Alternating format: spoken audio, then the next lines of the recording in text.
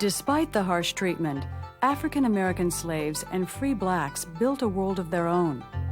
Mixing African and American traditions, they poured out their joys and sorrows in music and dance, practiced their own brand of soulful Christianity, held on to their families as best they could, and carried on their private lives in the secrecy of the slave quarters.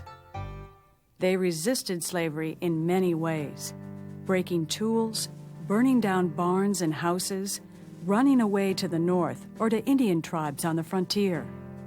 Some poisoned their masters. Some revolted. In 1811, slaves marched on New Orleans and were defeated in a pitched battle. Their decapitated heads were hung on poles as a warning to others. The greatest of all the uprisings took place in Southampton County, Virginia, and was led by a slave preacher named Nat Turner.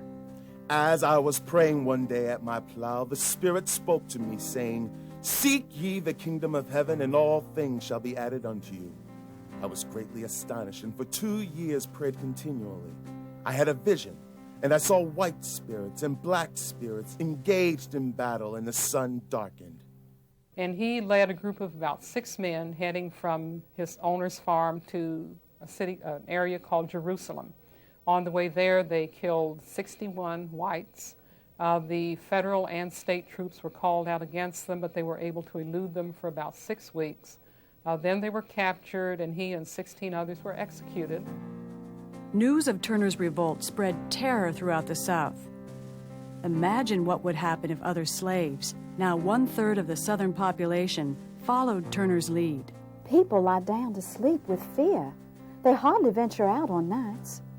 A lady told me that for weeks after the tragedy, she had quivered at every blast of wind and every blow of the shutter.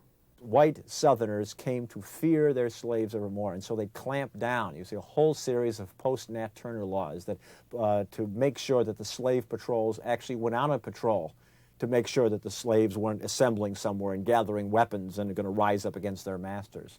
Laws passed to prevent slaves from learning how to read and write so they couldn't communicate with one another and couldn't get these ideas, because one of the other things white Southerners thought about was that, well, they couldn't have gotten ideas of freedom on their own account. They must have come from someplace else. Where? Why, they must have come from those abolitionists up in the North.